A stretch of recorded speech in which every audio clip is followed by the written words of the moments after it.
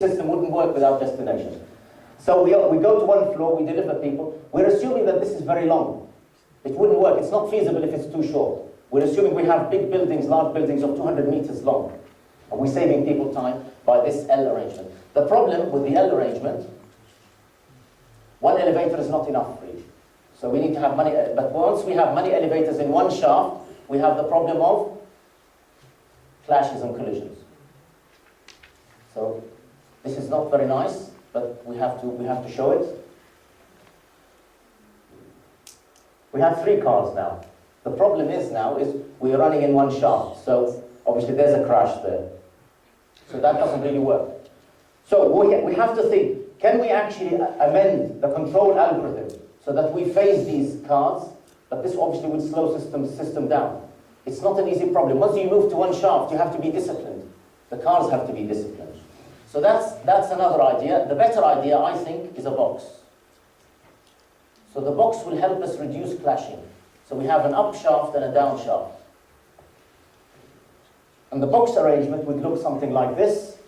Now this is better, because we have an up shaft, and we have a down shaft, and we also have something in between. This we could avoid the clashing between the red and the black. So this is probably a better arrangement to start from. And maybe if we have 200 meters between them, then we've saved on the number of shafts by having one shaft per lift, but we've increased the number of horizontal shafts to reduce the walking time of passengers. A student now is working on trying to calculate, to simulate this, and come up with how much saving would we achieve for the passenger, in the passenger traveling time.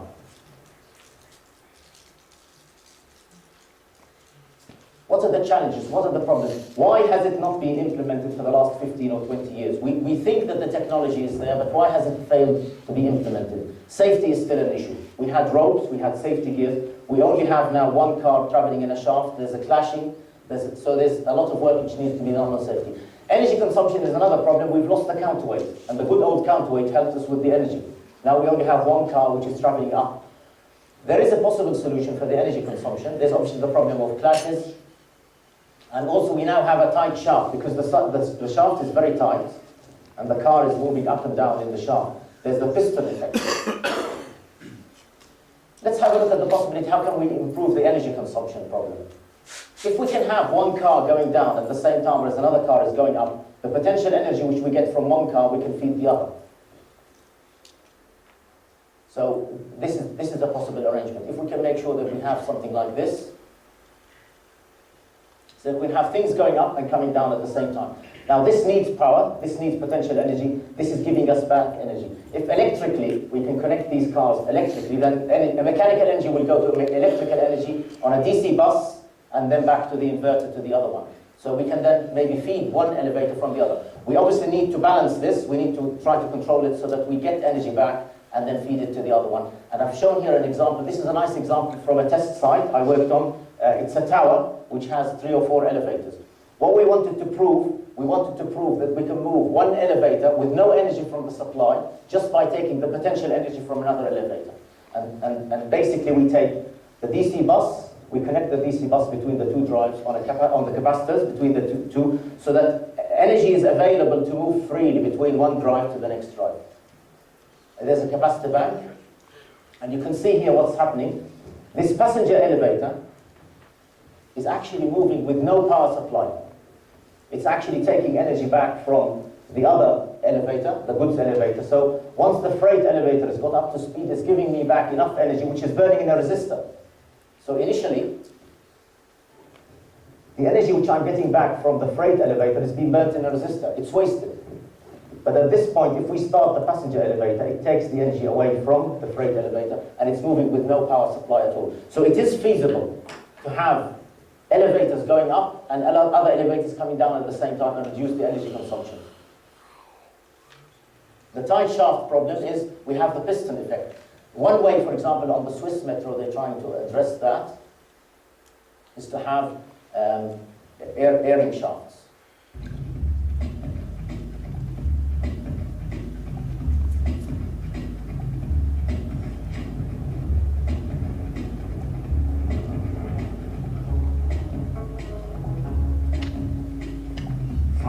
To reduce aerodynamic drag. This is a shaft for some trains in one direction, trains in another direction. The shaft is very tight, so we need a shaft for air to go in and come out to reduce the aerodynamic resistance. To keep the tunnel diameter as small as possible, it will be necessary to evacuate air from the tunnel, creating a partial vacuum similar to atmospheric conditions at an altitude of 15,000 meters. This will ensure optimal energy consumption, making Swiss metal both an economical and an ecological form of high-speed transport.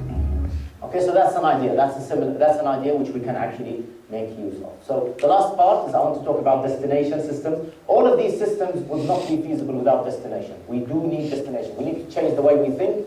We need to change the way that we actually use elevators.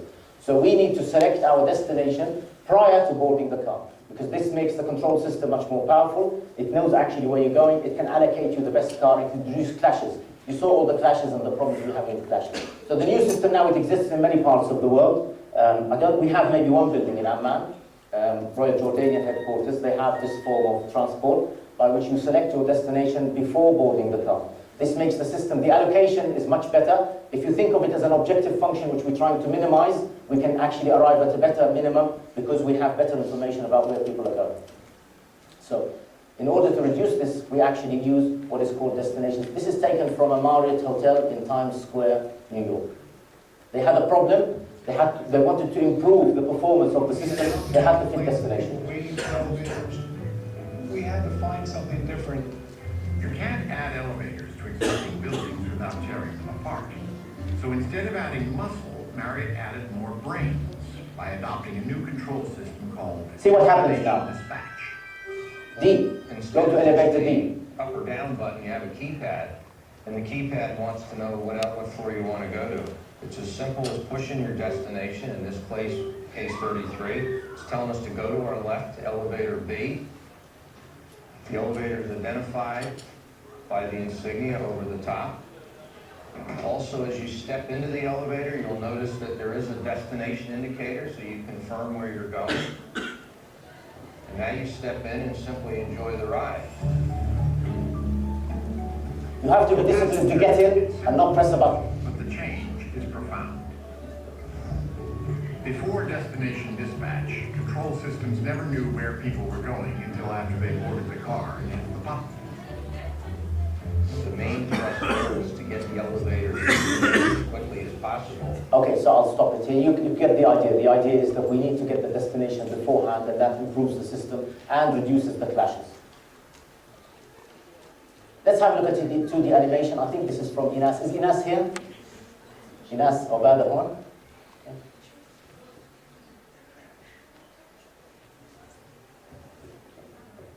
So this is maybe one way which we can actually imagine what the system would look like. A pure 2D system with just a box. Obviously, we are assuming that this is actually quite a long distance.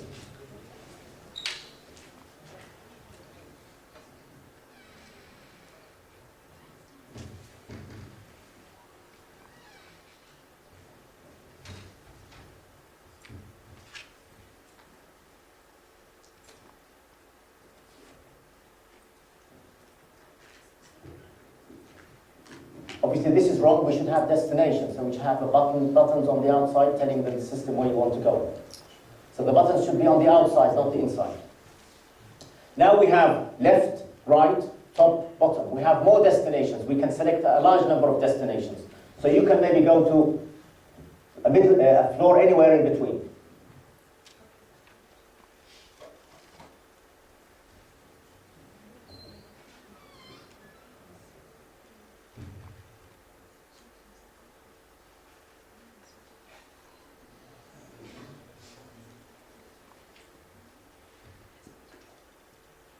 So 13B, so we now have two axes we need to think of. We need to think of an X and a Y, where you go. So you need to select two numbers. Okay, we're nearly finished. I'm just going to make some philosophical discussions. I'd like to finish by philosophizing. The next major step will be the introduction of the linear motor. Whichever elevator company today comes up with a solution that is safe and feasible and economical will probably dominate the elevator lift system, the elevator market for the next 20, 50 years. It's going to be one of the most important developments that has ever happened in the elevator world. The technological problems are big, and obviously there's a lot of research. I'm sure all elevator companies have most of their research today on that area. We can maybe eventually have personal pods, so you can select your pod and you can go from building number 1 to building number 15, and it takes you actually to the floor. It takes you from building to building, and then from that building, and maybe you can have a pod which has 2 people or 3 people. That's the future of elevators. Public transport and elevator transport will merge. They will converge. That's the term convergence. Elevators and trains, for example, will actually merge. There wouldn't be any distinction between the two. Train companies will start competing with elevator companies and vice versa. It's the same way that any company today doesn't know who their competitor is. Sony, for example, went in and they started making cameras. Kodak, for example, had to start making electronic equipment. So any company can start competing with another company because of convergence. I started with a prologue. I'll finish with an epilogue. It's only befitting to do that. So just one last point, educational wisdom of the day. It doesn't really matter what or how much you cover if you're teaching. It is what you uncover to allow the student to discover. And the last video, let's have a look at the last video there. Can we have 3D elevators?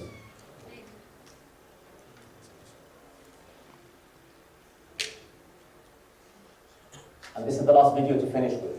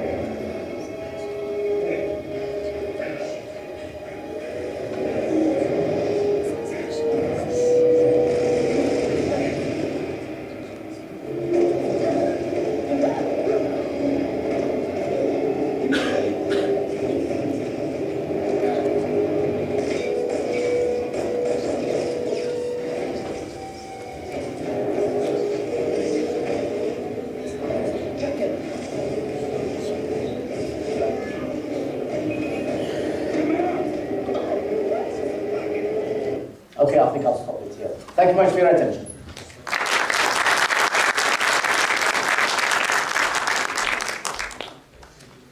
Thank you.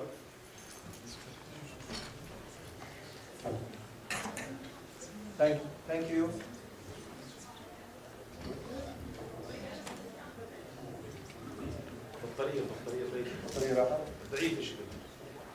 Okay, thank you, Dr. Lutfi.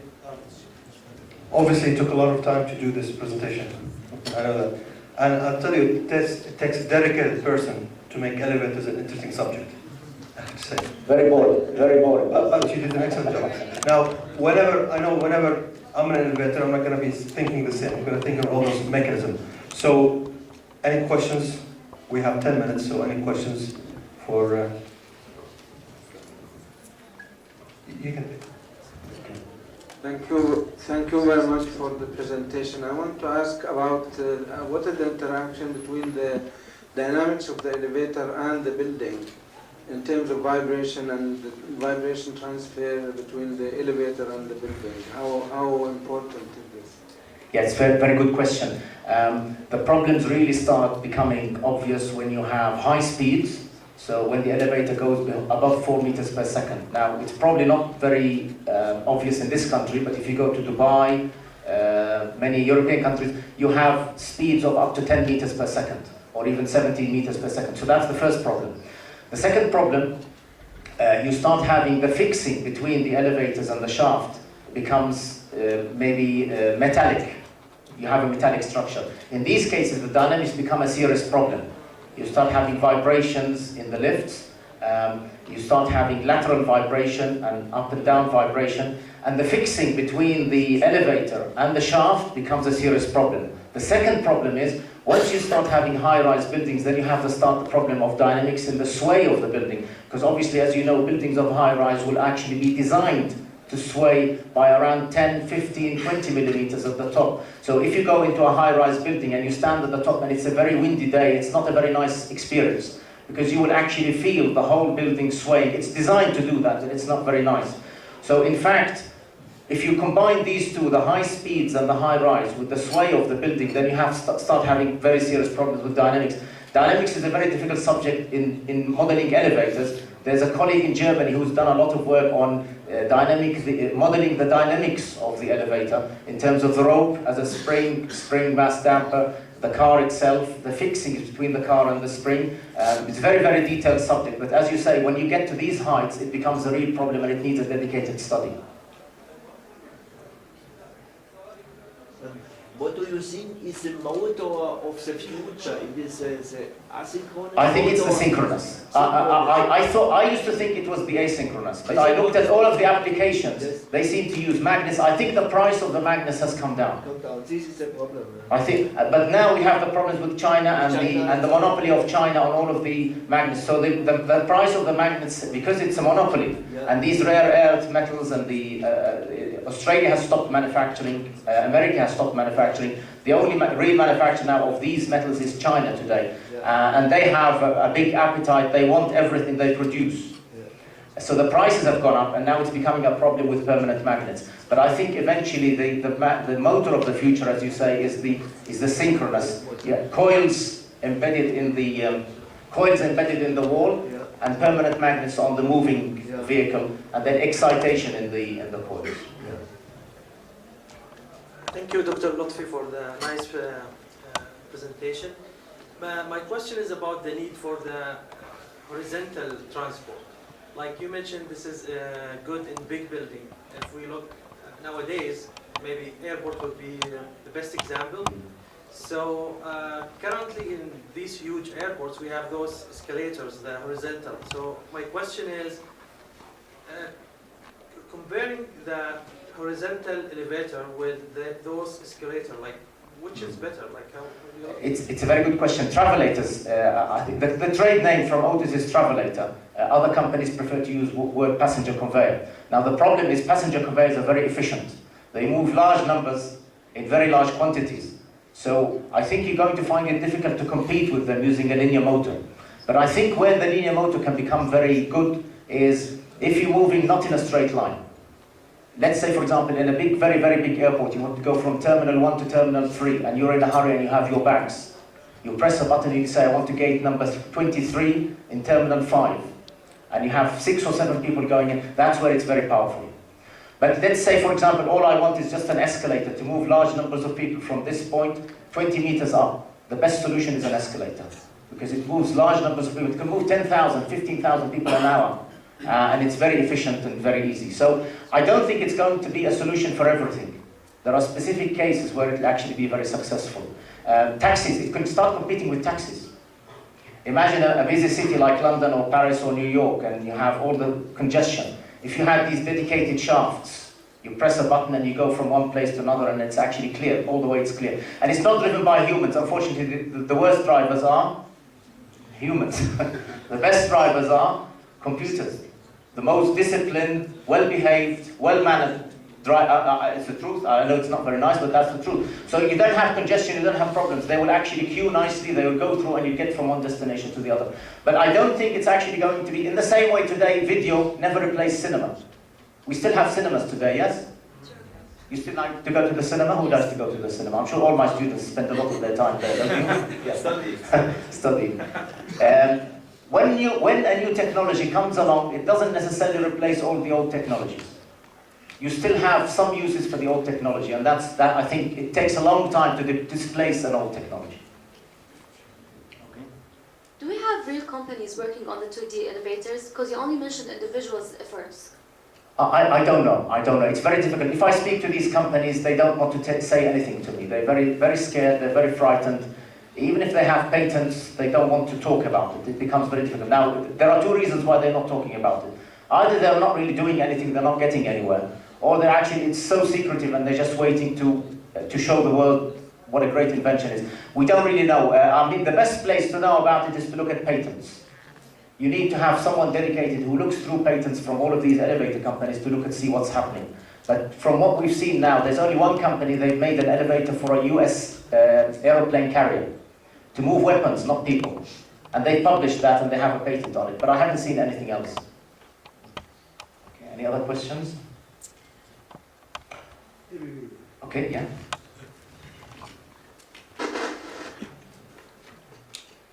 No, it's not. Press this button, yeah. Yes. Okay. Thank you very much. So, can you tell me more about first one?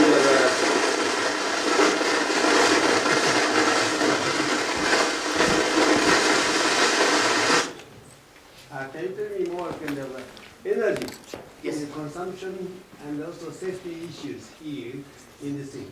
Also, like I saw the kind of development in the United Technology, Connecticut. Yes. That is nice to see such a things. I know what they're doing. Yes. But, can you tell me more like energy efficiency and also? I think the energy is a big... Also the safety issue. Yes, the safety is a big problem because in the safety system, let's say for example you have the loss of power, you lose power completely. How are you going to make sure that the elevator, for example, stops? Now you probably will have a mechanical brake, spring applied, electrically lifted mechanical brake, which will probably then clamp onto the guide rails. But that's still actually being tested and checked. And I think even when you develop that, you need to have a quantified risk assessment or a finite failure mode and effects analysis to check the failure of all the components and show that it has the same level of safety as what we have today. So I'm not sure that that's been sorted yet. So, and I don't know what the answer is. Now the energy efficiency, I think the best solution for the energy efficiency is to phase them so that you have one going down and one going up at the same time. And you make sure that the energy flows between the two like a seesaw. You borrow energy from one, give it to the other, then you borrow it back and give it. Now that is feasible. But I think the safety, there's still a lot of issues about the safety. Because you don't have a second system, a second protection system, you don't have a rope. And because you don't have a rope, the safety issue has dropped. And before that becomes acceptable, I think there's a lot of work that needs to be done.